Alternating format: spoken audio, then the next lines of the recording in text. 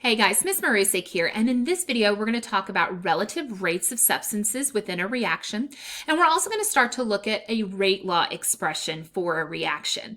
Now, in our last video, we looked at both graphs representing the rate of a reaction, and we also looked at the formula of rate equals the change in concentration of a substance over the change in time. And so we're going to revisit those two things in this video.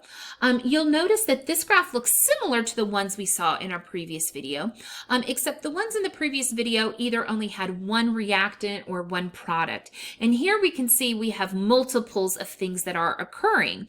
And so what we want to do is we want to figure out a reason why certain substances might change at a different rate than others, even though they're present in the same reaction. For example, on this one, all three of these substances are in the reaction together. However, we notice that for O2 and NO, while they're both increasing, the NO is increasing much faster than the O2 is. And so what we want to do is we want to propose a reason for that difference.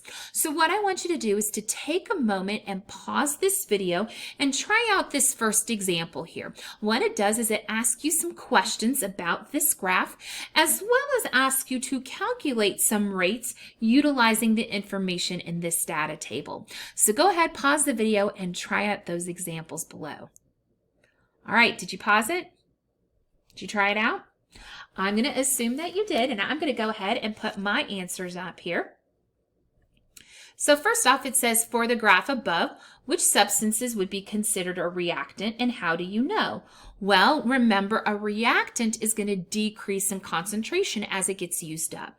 So I assumed that the NO2 was my reactant because it was decreasing over the time frame. However, that meant that the NO and the O2 were both of my products because they were being made over that time frame, and so their concentrations were increasing. So after I figured out that those were the reactants and products, it then asked us to write a balanced reaction with these.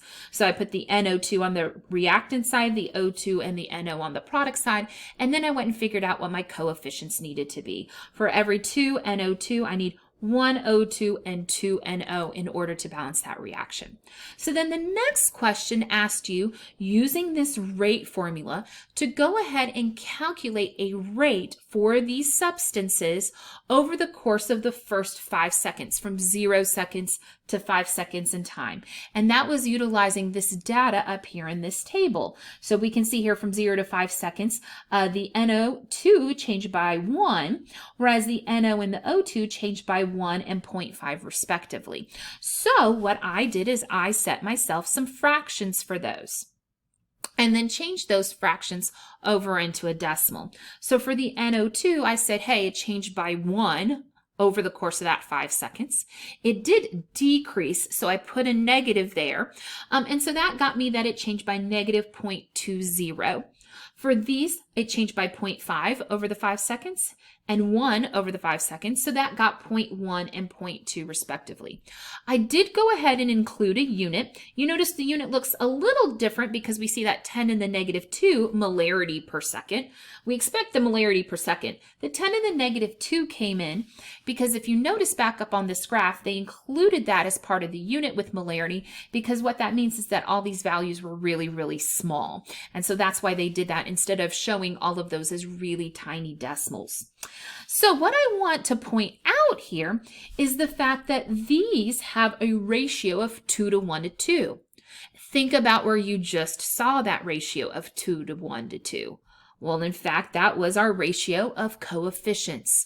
So what I want us to see here is that the ratios of the coefficients are equal to the ratio of the rates.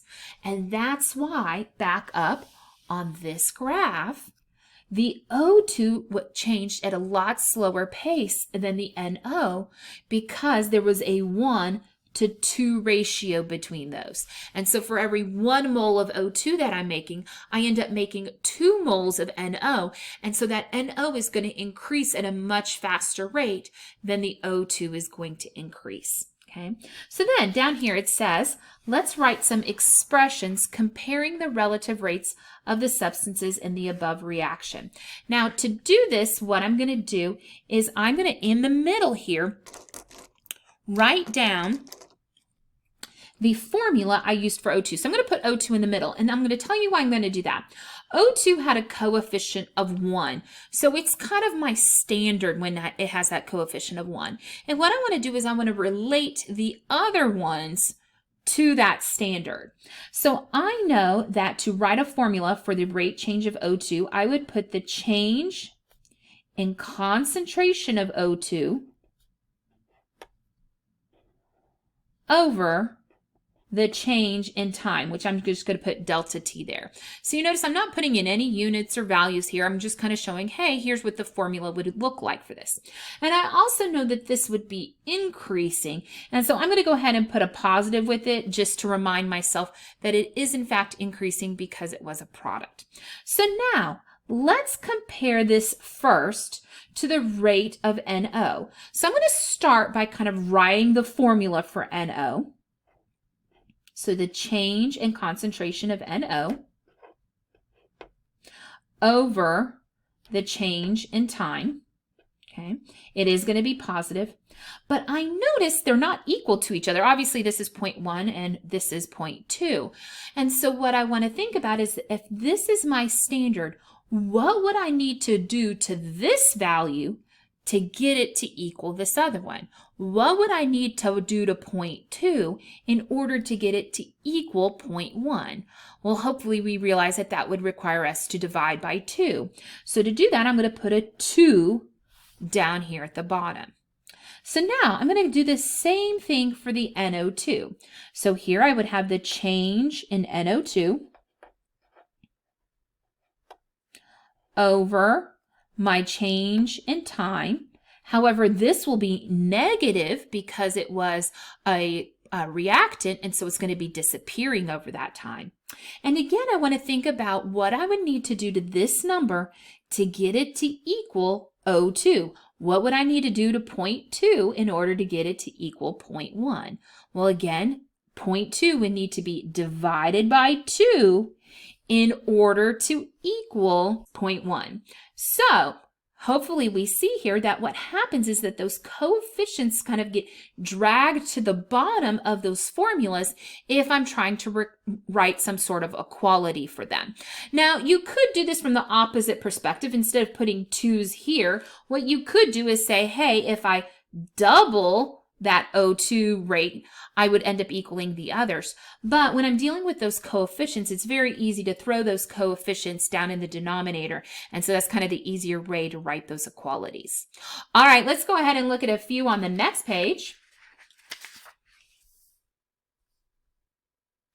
So on this one, it says, hey, given the hypothetical reaction 2A plus XB equals YC plus ZD, use the information below to determine the coefficients represented by X, Y, and Z.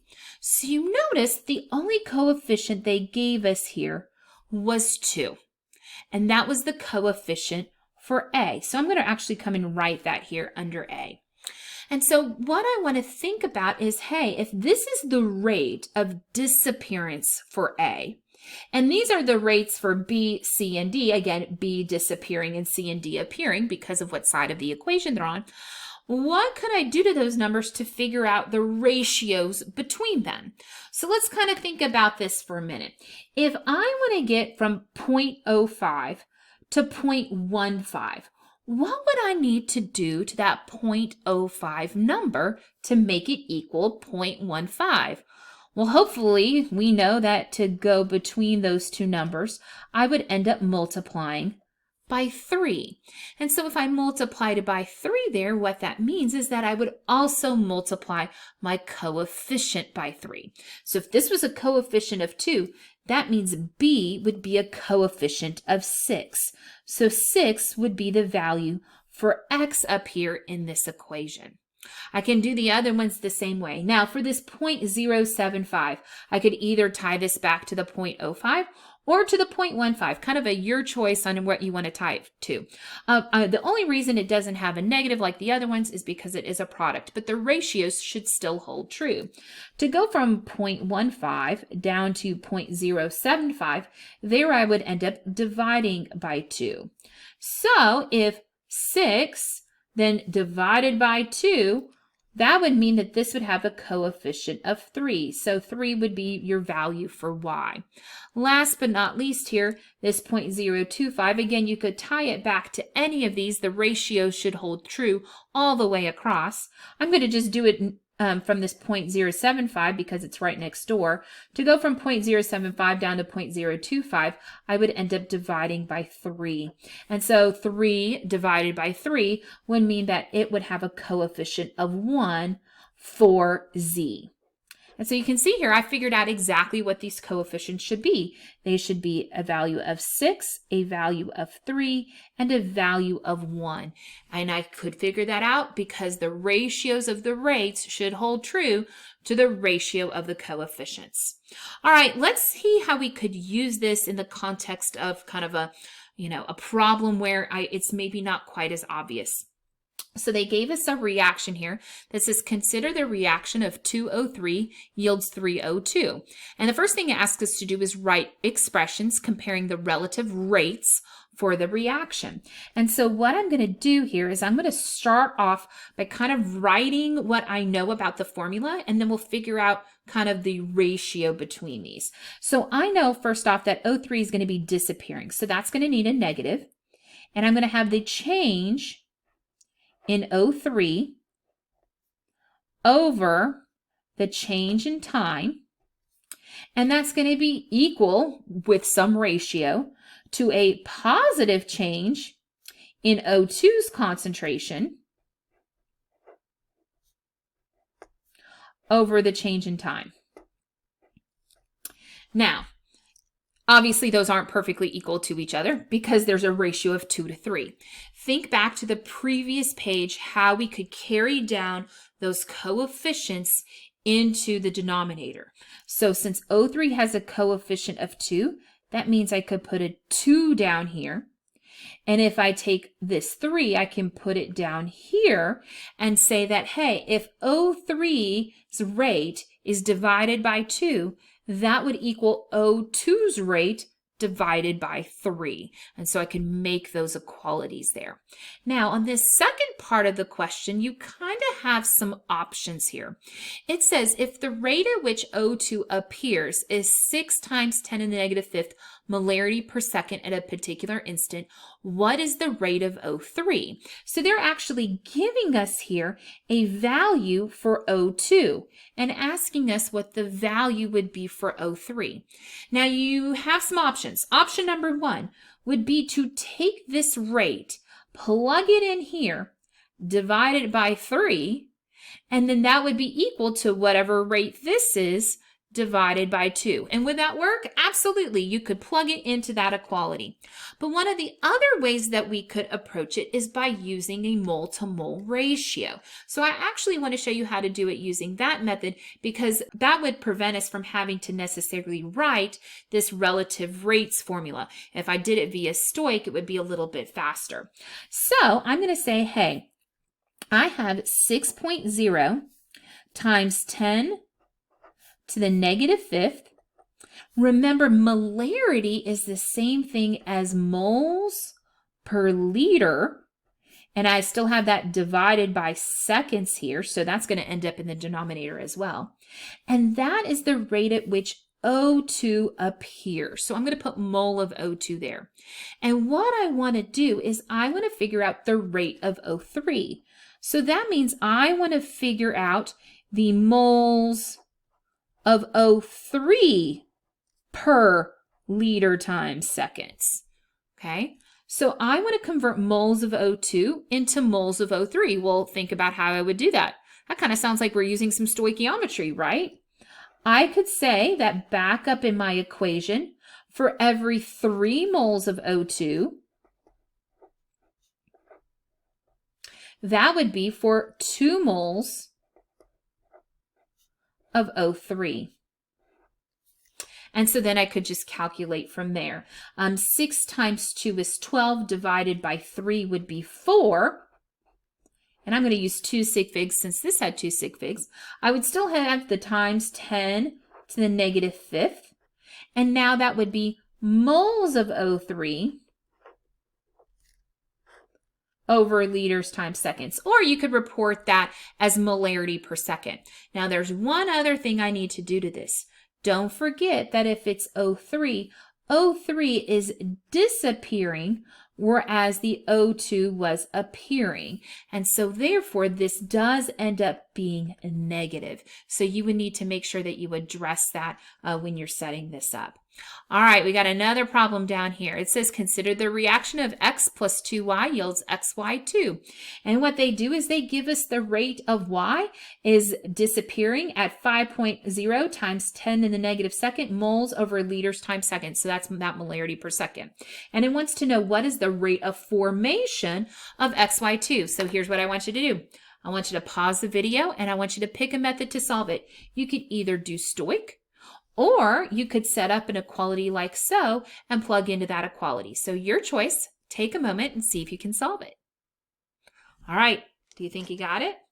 Did you pause the video? Did you try it out? I'm going to assume that you did, so I'm going to go ahead and put my work up here. What I would have done is started off with that 5.0 times 10 to the negative 2 moles of y over liters times seconds. And then I would have said, according to my equation, that there's 2 moles of y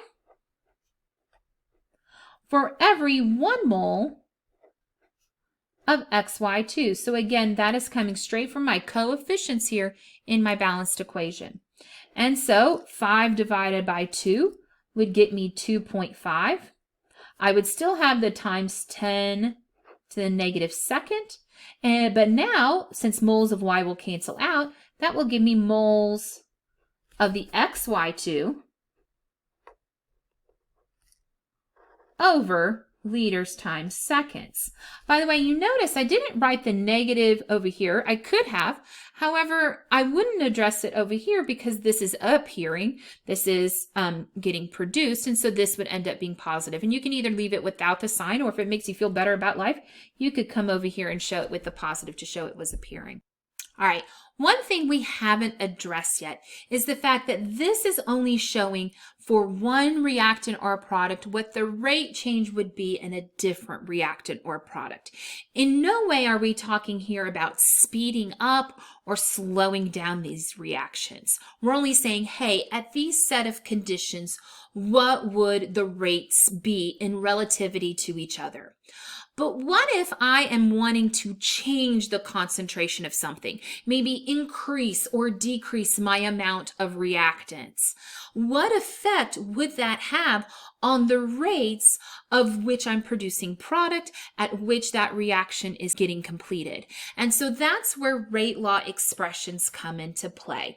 So again, the relative rates method, the method we just used, works great if we have one step in a chemical reaction and all we're trying to do is compare one substance to another.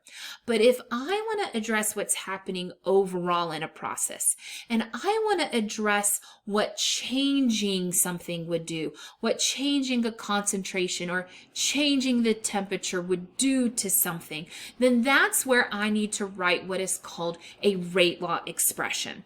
Now, rate law expressions use the idea of orders. And this is one of those things that we're going to be working with for several classes here coming up in the next few days.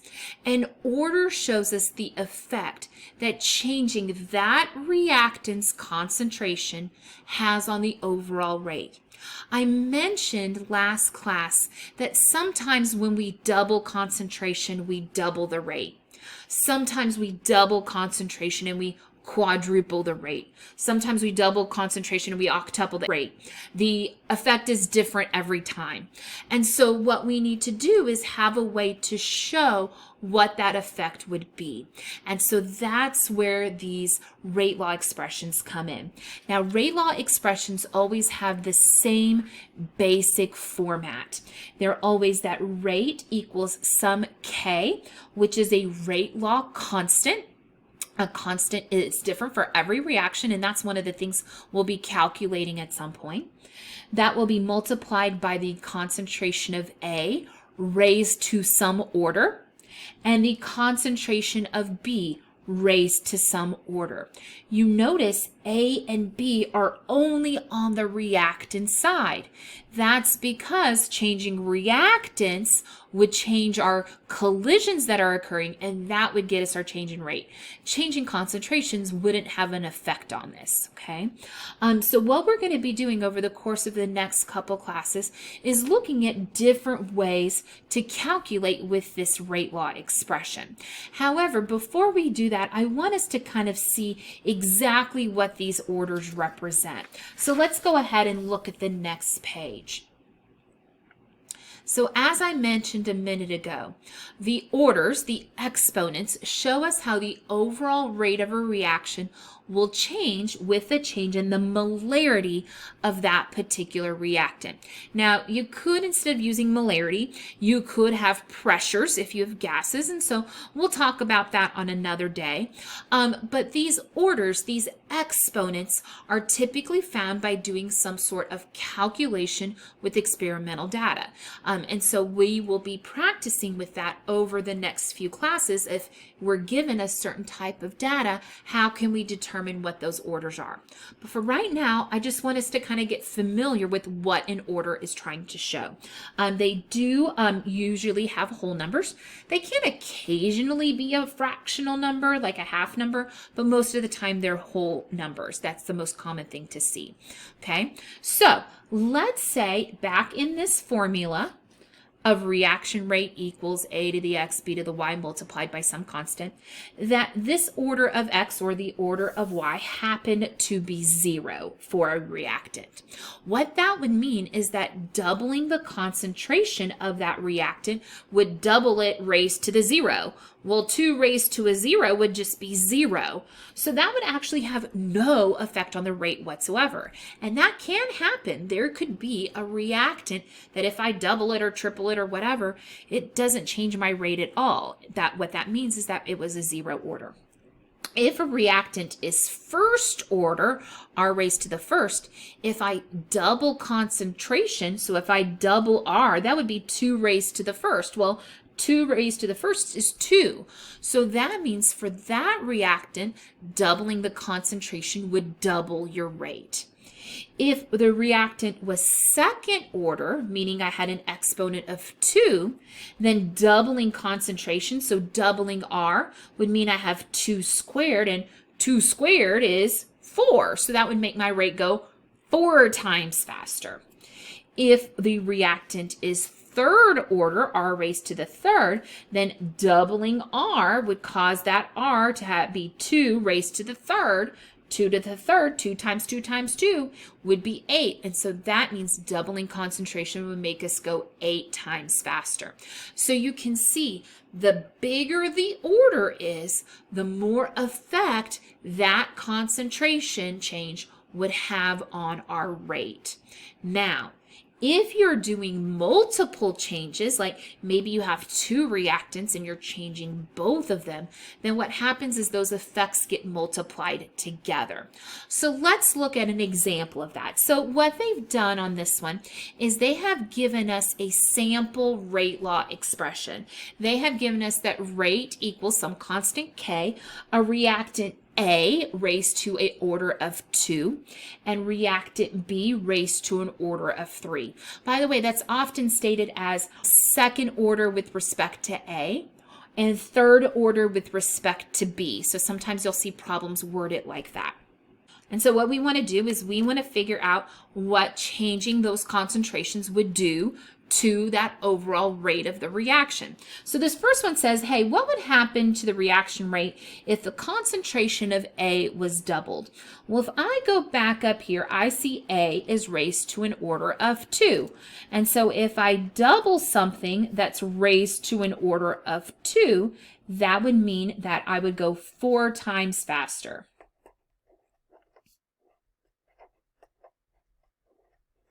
Because 2 squared is 4. Now, if A gets tripled, So now in for A, I would plug in a 3. That effect would get squared, raised to the 2.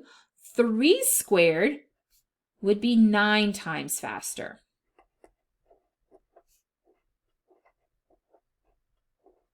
All right, now the next one talks about what if we change the concentration of B? Well, for B is raised to an order of 3. So doubling B, that doubling would get raised to that order of 3. 2 times 2 times 2 would mean we go 8 times faster.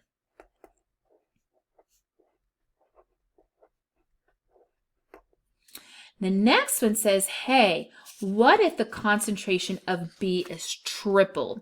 And so that tripling would get raised to the 3rd order. 3 times 3 times 3 would be 27 times faster. Now I want to pause here for just a moment. I want us to see that doubling and tripling A did not have as great of an effect on the rate as doubling and tripling B. Why? Because B had a bigger order to it. And so the bigger the order, the more effect we would have on our rate and speeding it up.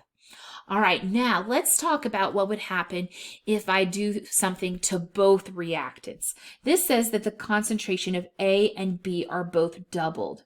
Well, we said back up above that when A is doubled, that would make my rate go 4 times faster.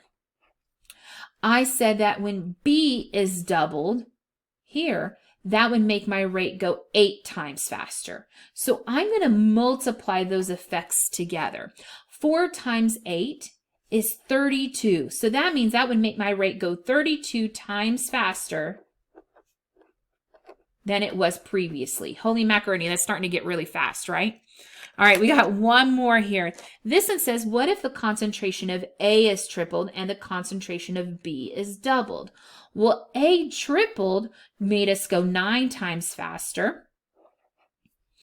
Concentration of B doubling made us go, as we said, 8 times faster.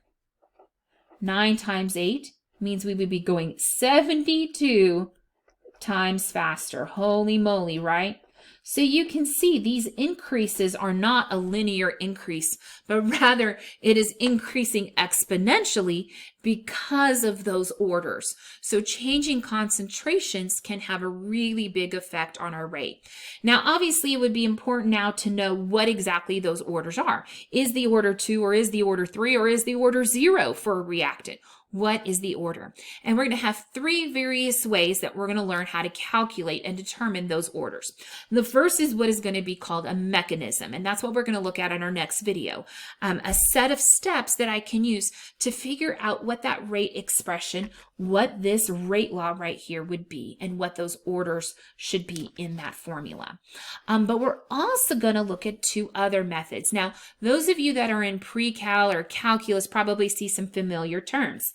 We can use what is called an initial rate law experimental data to calculate it. That is called a differential rate law. And we also have a graphical rate law analysis where we have some graphs, and by figuring out which one is the straight line, we can figure out what our order for a reactant should be. That is what is called an integrated rate law expression. And again, those of you that are in calculus, I'm sure y'all are familiar with differential and integrated, and you're like, oh, I don't know if I want to do that. However, I have really good news for you. You are not going to have to calculate hardcore calculus to figure these out. We can have formulas that we can use to figure it out. However, if you do have a little background with calculus, it'll probably help that things look a little bit more familiar to you. But even if you don't know what integrated and differential are, don't panic. You're going to still be able to work with these formulas that we're going to look at. All right, hopefully we're feeling confident with not only being able to show relative rates within a reaction, but also having kind of an understanding of what a rate law expression shows us and what orders indicate in a rate law expression. If you have any questions or need any help, please feel free to email me. Bye, guys.